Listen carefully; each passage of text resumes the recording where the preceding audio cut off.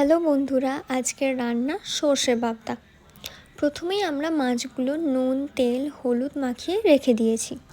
এরপর মশলার জন্য নিয়ে নেব 3 চামচ সর্ষে বাটা আর 2 চামচ পোস্ত বাটা আর 2টো টমেটো গ্রেট করে রাখবো। এরপর মাছগুলো এক এক করে ভেজে নেব।